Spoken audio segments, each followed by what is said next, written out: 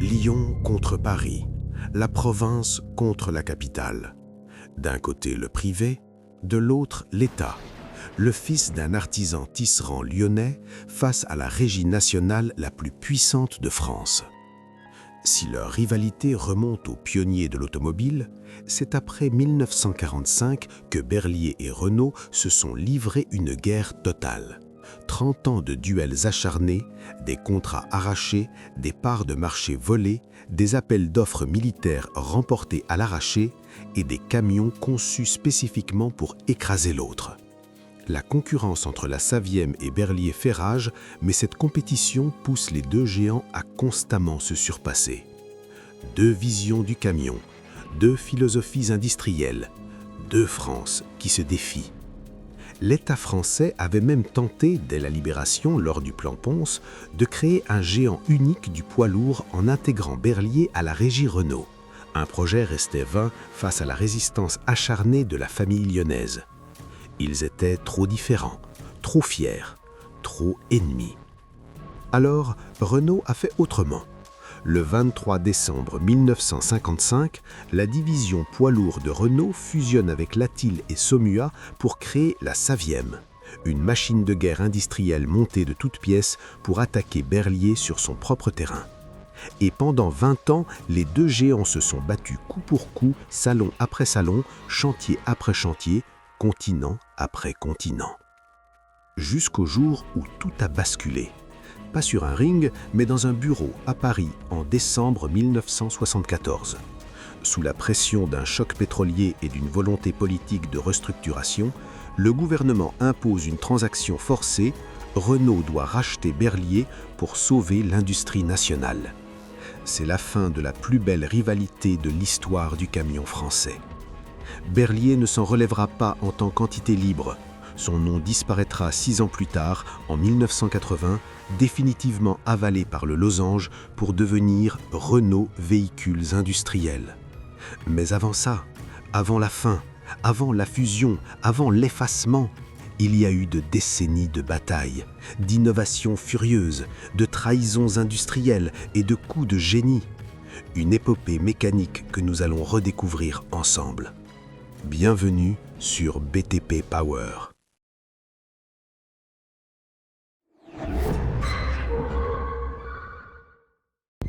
Deux hommes, deux villes, une seule guerre. On va faire vite pour les origines, vous connaissez déjà. Si vous nous suivez sur BTP Power, vous savez déjà qui sont Marius Berliet et Louis Renault.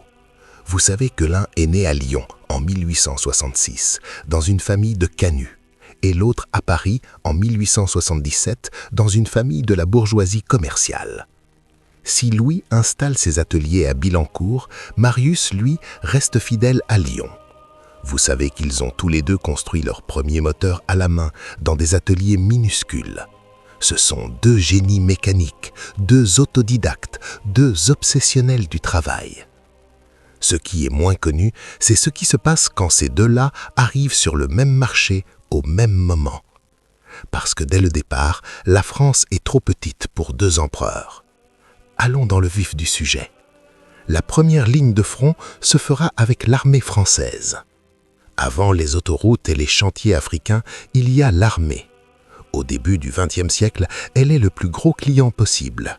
Décrocher un contrat militaire en 1910, c'est obtenir un certificat de sérieux suprême. Le premier grand succès de Berliet est le camion CBA, produit dès 1913. Sur la route de Verdun, la fameuse voie sacrée, les camions Berliet tournent jour et nuit pour ravitailler le front. En pleine guerre, 40 unités sortent chaque jour des ateliers de Vénissieux.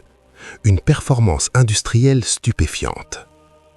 Renault n'est peu en reste. Si les taxis de la Marne font entrer la marque dans la légende, Louis Renault frappe encore plus fort en 1917 avec le Renault FT, le premier char moderne de l'histoire. Ce qui est savoureux, c'est que les deux maisons travaillent parfois ensemble malgré elles. L'armée impose à Berliet de fabriquer 800 exemplaires du char de son rival. Imaginez l'ironie. Les usines lyonnaises usinant les tourelles conçues par le concurrent parisien. C'est une collaboration forcée qui préfigure avec une cruelle avance la fusion de 1974.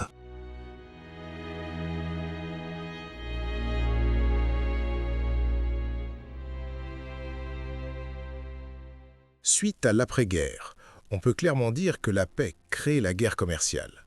Le vrai duel commence après 1918.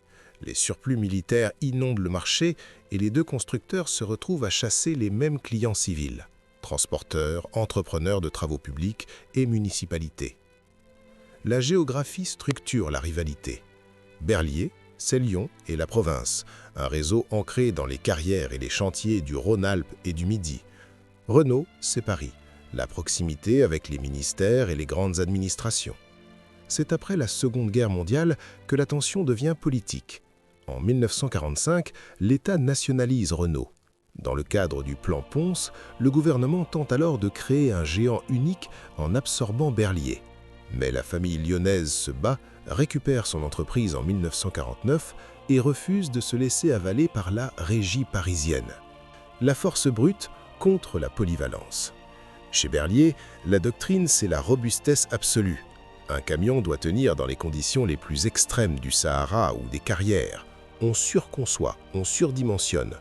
Le client de Berlier, c'est le terrassier qui exige une machine indestructible. Chez Renault, via la branche industrielle qui deviendra la Saviem, on mise sur la polyvalence. Si Saviem domine les petits tonnages avec la gamme SG, elle peine longtemps à s'imposer sur le lourd, faute de moteurs assez puissants, devant souvent acheter des licences à l'allemand MAN. Berlier, avec ses moteurs Magic, domine le segment du chantier lourd. Et à Paris, cette suprématie lyonnaise irrite. L'illustration la plus frappante de cette rivalité se joue dans les années 70. L'armée française cherche un blindé de transport de troupes. Face à face, le Berlier VXB 170 et le Saviem VAB. Techniquement, le Berlier est redoutable. Mais dans un choix perçu comme éminemment politique, c'est la Saviem, l'entreprise d'État, qui remporte le contrat. Le VAB sera produit à des milliers d'exemplaires. Une humiliation pour les ingénieurs de Vénissieux. Mais Berlier ne lâche pas. Il répond sur le terrain de l'aventure avec le GBC 8 6x6, la célèbre Gazelle. Ce camion, immortalisé dans le film 100 000 $ au soleil, devient une légende du désert. En 1957, Berlier enfonce le clou en construisant le T100, le plus gros camion du monde. C'est un message envoyé au monde et à Paris « Je suis le roi du Sahara et personne ne peut m'égaler ». La concurrence internationale s'intensifie et un choc pétrolier se prépare. La guerre de 70 ans touche à sa fin. Pas parce que l'un a terrassé l'autre, mais parce qu'une décision prise dans un bureau feutré de l'Élysée va forcer ce que ni Lyon ni Paris n'auraient jamais accepté librement. On vous raconte cette fin brutale dans le prochain chapitre sur BTP Power. Saviem, Renault construit une arme pour tuer Berlier. Le 23 décembre 1955, une date qui change tout. Ce jour-là, dans les bureaux parisiens de la régie Renault, des hommes signent des papiers. La division poids lourd de Renault fusionne avec les constructeurs Latil et Somua pour donner naissance à la Saviem, société anonyme de véhicules industriels et d'équipements mécaniques. Nom ronflant, ambition claire. Le but de la fusion est double. Transférer la production de camions vers d'autres capacités industrielles, ce qui permet à Renault de se concentrer sur les voitures particulières, et surtout concurrencer le grand constructeur de camions Berlier. Voilà, c'est écrit noir sur blanc dans les archives. La Saviem n'est pas née d'une vision industrielle désintéressée, elle est née d'une obsession, Berlier. Renault regarde depuis trop longtemps le Lyonnais dominer le marché du poids lourd français, emporter les contrats, gagner les parts de marché, planter son drapeau en Afrique. Ça suffit. La régie nationalise sa riposte. Pour bien comprendre l'urgence du moment, il faut saisir l'état des forces en présence en 1955. Renault ne produit que des véhicules de petit et moyen tonnage, les fameux fainéants, et veut élargir la gamme vers le haut afin de concurrencer Berlier, le leader incontesté du marché français. Le surnom dit tout. Le fainéant, ce camion au moteur couché, peu nerveux, peu puissant, c'est l'image que Berlier colle à Renault dans les cours d'usine et les bistrots de routiers. Vous voulez un vrai camion? Venez à Vénissieux. Vous voulez un fainéant? Allez à Billancourt. La Saviem a toujours le même gros problème. Aucun motoriste français ne dispose de moteur de plus de 150 chevaux pour équiper les gros véhicules, alors que les constructeurs étrangers ont déjà largement dépassé les 200 chevaux. Sans moteur puissant, pas de camion lourd. Sans camion lourd, pas de chantier. Sans chantier, pas de berlier. Le raisonnement est implacable, et Renault le sait. La solution ? Saviem signe un accord avec l'allemand MAN qui lui fournit ses moteurs, tandis que Saviem lui propose en échange ses cabines. Un deal franco-allemand, pragmatique, qui permet à la Saviem de monter en gamme sans attendre que ses propres ingénieurs rattrapent leur retard. Sur les calandres des Saviem de l'époque, le logo MAN est parfois présent, où le moteur est simplement rebadgé. Discret, efficace, légèrement honteux. Berlier observe et sourit. Face au Tessan et à la domination de Berlier sur le lourd, la Saviem comprend qu'elle ne peut pas gagner seule. Elle cherche des alliés, des partenaires, des licences. C'est à partir de 1967 seulement que Saviem arrive à se faire une véritable place sur le segment des poids lourds, grâce au partenariat avec MAN pour l'utilisation de moteurs plus puissants. La gamme SM permet à Saviem de s'étendre chez les transporteurs. On note aussi l'arrivée d'une gamme travaux publics avec des camions à capot long, en fait des camions MAN rebadgés, qui visent directement Berlier. Des camions MAN avec un badge Saviem, on n'est pas très loin du déguisement. Mais ça marche, et Berlier commence à sentir la pression. De son côté, Berlier ne reste pas les bras croisés. La concurrence internationale fait perdre des parts de marché à Berlier. Le blocage des prix imposé par l'État met à mal ses finances, sans compter la perte de marché public, quelques problèmes de fiabilité sur de nouveaux véhicules comme le Strader et l'échec du bus PCM. Pour aller de l'avant, Berlier doit s'adosser à un groupe. En 1967, c'est Michelin qui entre au capital. Berlier absorbe au passage les camions Citroën. Il grandit, il résiste. Les deux maisons suivent en réalité la même politique, absorber les concurrents plus faibles pour grossir. Entre 1952 et 1974, Lafly, Roche & Schneider, Camiva et Citroën Poids Lourds rejoignent Berlier. De l'autre côté, Saviem récupère Chausson, Richard Continental, Simpar. Deux empires qui se construisent en miroir, qui se regardent faire, qui copient les meilleures idées de l'autre. Les ingénieurs n'hésitent pas à piquer les meilleures idées chez l'adversaire, avec ou sans discrétion, pour améliorer moteur, cabine et système de freinage. Les bureaux d'études ressemblent plus à des ateliers de scientifiques fous qu'à des salons feutrés. Les années 60 voient s'ouvrir un nouveau front dans cette guerre, l'Afrique et le Sahara. Berlier y est déjà depuis longtemps, avec ses missions légendaires, la mission Ténéré, la mission Tchad, des convois à travers des milliers de kilomètres de sable et de cailloux pour prouver que ces machines tiennent. Ces expéditions ne sont pas du tourisme, ce sont des démonstrations commerciales calculées, financées, orchestrées pour clouer le bec à la concurrence. Les instances militaires françaises, suivant de près les performances sahariennes du GBC-8, apprécient les capacités de franchissement du véhicule et commandent en 1957 310 exemplaires du GBC-8 6x6. Ce camion, la Gazelle, deviendra l'un des véhicules militaires français les plus produits de l'histoire. Berlier plante son drapeau dans l'armée, dans le désert, sur les chantiers pétroliers. La Saviem regarde. Elle répond à sa façon. Le camion tactique Saviem S8 4x4 est lancé. Jusqu'en 1985, 16 600 exemplaires sont commandés par l'armée française. Un coup direct sur le marché militaire, le territoire que Berlier considérait comme acquis. La guerre de tranchées continue. Ce qui est fascinant dans cette rivalité, c'est qu'elle pousse les deux maisons à des extrêmes qu'elles n'auraient jamais atteints seules. Berlier invente la suspension pneumatique sur le Strader, Saviem répond avec ses propres innovations de cabine. Berlier lance le TR300 avec sa cabine basculante révolutionnaire en 1970. Saviem co-développe avec DAF, Volvo et Magirus Dutz la cabine Club D4 pour mutualiser les coûts. Deux entreprises qui s'aiguisent mutuellement comme deux lames de couteau. Chaque innovation de l'une oblige l'autre à répondre. Chaque contrat perdu est une humiliation qui mobilise les bureaux d'études. La concurrence entre Saviem et Berlier fait rage, mais cette compétition permet aux deux marques de se surpasser constamment. Mais à la fin des années 60, quelque chose se grippe. Les deux constructeurs ont perdu un tiers de leur part de marché en France. À l'export, aucun des deux n'arrive à vraiment briller. La concurrence étrangère lance une guerre des prix pour laquelle ni Saviem ni Berlier ne sont armés. Mercedes, Fiat, les constructeurs nordiques, ils arrivent avec des moyens financiers que les deux Français n'ont pas. La guerre de 20 ans entre Lyon et Paris a épuisé les deux combattants. Elle les a rendus meilleurs et simultanément, elle les a affaiblis face à l'ennemi commun qu'ils n'avaient pas vu venir. En 1973, un choc pétrolier va régler la question que ni l'un ni l'autre n'avaient su trancher. Mais cette histoire-là, c'est le prochain chapitre. 1974, l'État tranche, Berlier tombe. Berlier est au sommet. Les effectifs dépassent 24 000 personnes. La capacité de production atteint 140 véhicules par jour. En 24 ans, la cadence a été multipliée par 8.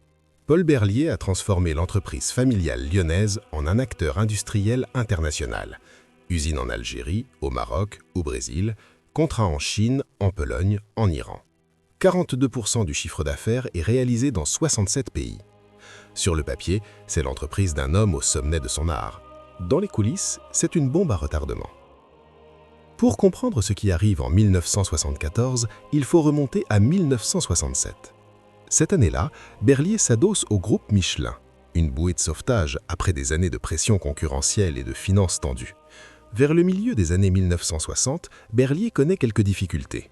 La concurrence de Saviem fait baisser ses parts de marché, la trésorerie s'amenuise, les conflits sociaux éclatent, des contrats clés avec l'armée et l'État sont perdus. Berlier n'a pas le choix, il entre dans le groupe Michelin. C'est une alliance qui lui permet de respirer et de retrouver de la croissance pendant 7 ans. Mais Michelin a ses propres problèmes. Il détient aussi Citroën, et Citroën saigne. Michelin, propriétaire de Berlier et de Citroën, ne veut plus financer à perte ces deux constructeurs déficitaires. Dès 1969, 5 ans avant que l'histoire officielle ne commence, pendant que Paul Berlier dirige ses usines, construit des camions, plante des drapeaux sur les marchés africains, son entreprise est déjà en coulisses promise à Fiat. Il ne le sait pas encore. Ou peut-être qu'il s'en doute et fait semblant de ne pas savoir. Octobre 1973, le choc pétrolier frappe. Les prix de l'énergie explosent, les carnets de commandes se vident, les constructeurs qui dépendaient d'une croissance continue se retrouvent brutalement exposés. Michelin ne peut plus attendre, il veut vendre et vite. En 1974, le gouvernement français oppose un veto de dernière minute pour empêcher Fiat de racheter Citroën et Berlier. Le géant italien était à portée, les papiers étaient prêts. Et puis non, Paris dit non, on ne laissera pas passer deux fleurons industriels français dans des mains étrangères. Paul Berlier pensait alors que son entreprise serait rachetée par Peugeot. Mais l'État français veut muscler la division camion de Renault. En lui donnant Berlier, Saviem pourrait enfin peser. Le raisonnement est froid, presque cynique. Berlier n'est pas racheté parce qu'on l'aime, il est absorbé parce qu'il est utile.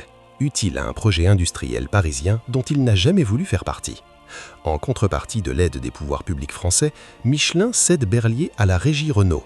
Une transaction négociée entre bureaux, entre hauts fonctionnaires, entre intérêts d'État. Lyon n'est pas consulté. Paul Berlier raconte lui-même l'épisode avec une lucidité désarmante. En 1974, Berlier entre dans le groupe Renault qui, de 1975 à 1978, a eu 2 filiales poids lourds, Berlier et Saviem. En 1978, Berlier absorbe Saviem et s'appelle Renault Véhicules Industriels. En 1980, malgré les promesses, les deux marques disparaissent. J'ai coutume de dire qu'entre Renault et Berlier, ce fut le choc des 2 P. D'un côté, Renault était une entreprise publique et parisienne, de l'autre, Berlier était une entreprise privée et provinciale. Le choc des 2 P. 4 lettres pour résumer 70 ans d'incompréhension mutuelle, 2 visions du monde industriel, 2 France qui n'avaient jamais vraiment parlé le même langage. Entre 1974 et 1978, les 2 maisons coexistent sous le même toit Renault sans vraiment se mélanger. La cohabitation se passe mal. Renault essaye simplement d'éviter les doublons. En 1978, Saviem et Berlier fusionnent officiellement. Malgré tout, les entreprises continuent de se comporter comme 2 entités distinctes. Les ingénieurs de Vénissieux et ceux de Blainville-sur-Orne ne partagent pas les mêmes méthodes, pas les mêmes cultures, pas les mêmes réflexes industriels. La fusion avec Berlier se révèle compliquée, à tel point que Renault songe déjà à se séparer de cette activité. Mais l'opportunité Mac apparaît comme une bouée de sauvetage pour internationaliser un groupe jusque-là assez franco-français. En 1979, Renault entre dans le capital de Mack Trucks. L'empire s'agrandit pour masquer les tensions internes. Pendant ce temps, Paul Berlier est nommé vice-président de Renault Véhicules Industriels, un titre honorifique pour l'homme dont on vient d'absorber l'empire. Il assiste, depuis un fauteuil de vice-président, à la lente digestion de ce que son père a bâti pierre par pierre depuis 1895. En avril 1980, c'est chose faite. Désormais, l'ensemble des camions est commercialisé sous la marque Renault. La locomotive Chasse-Buffle, cet emblème que Marius Berlier avait déposé en 1907, tiré du logo de l'American Locomotive Company, qui lui avait acheté une licence, est retirée de toutes les calandres. Elle est remplacée par le losange jaune. C'est le début de la fin. Pour Paul Berlier, c'est une deuxième mort, après celle de son père en 1949, après la mise à séquestre de l'entreprise à la Libération, dont il avait fallu 10 ans pour récupérer les clés.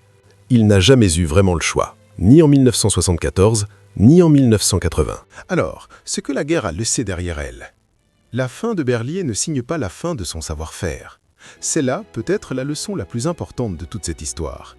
La gamme R, qui deviendra majeure en 1992, n'est autre que le Berlier TR. La gamme Chantier fait la part belle aux anciens Berlier à capot long, le GBH, le TLM, le tout sous couleur RVI. Le nom a disparu, la mécanique, elle, a continué. Et cette mécanique, ces moteurs, ces ponts, ces châssis taillés pour durer, c'est exactement ce dont hérite le Renault CBH quand il prend officiellement son nom en 1986. Un camion Berlier avec un badge Renault. Un enfant qui porte le nom de son père adoptif, mais le sang et les os de son père biologique. Les deux constructeurs avaient perdu un tiers de leur part de marché en France. À l'export, aucun des deux n'arrivait à vraiment briller. La concurrence étrangère lançait une guerre des prix pour laquelle ni Saviem ni Berlier n'étaient armés. La fusion était peut-être finalement la seule issue possible. Trop petits séparément pour affronter Mercedes, Fiat et les Scandinaves. Ensemble, même à contre-cœur, même dans la douleur, ils avaient une chance. Paul Berlier le savait. Il ne l'a jamais dit avec ce mot-là, mais la fondation qu'il a créée en 1982, qui conserve encore aujourd'hui 300 véhicules dans l'Ain, dit tout ce qu'il n'a pas voulu exprimer autrement. On garde ce qu'on aime, on conserve ce qu'on ne veut pas laisser mourir. La guerre entre Lyon et Paris est terminée. Elle n'a pas eu de vainqueur, elle a eu un survivant. Une machine à long museau, solide comme un roc, qui roule encore aujourd'hui sur les pistes africaines avec le losange sur la calandre et l'âme de Vinicieux sous le capot. Si vous avez aimé cette histoire, le bouton like est juste là. C'est le meilleur moyen de nous dire que ce genre de contenu vaut la peine d'être creusé. Abonnez-vous si ce n'est pas encore fait, on continue à fouiller les archives, les vieilles usines et les pistes oubliées pour vous ramener des histoires que personne ne raconte. Et dites-nous en commentaire, vous étiez dans quel camp? Berlier ou Renault? On vous lit. À très vite.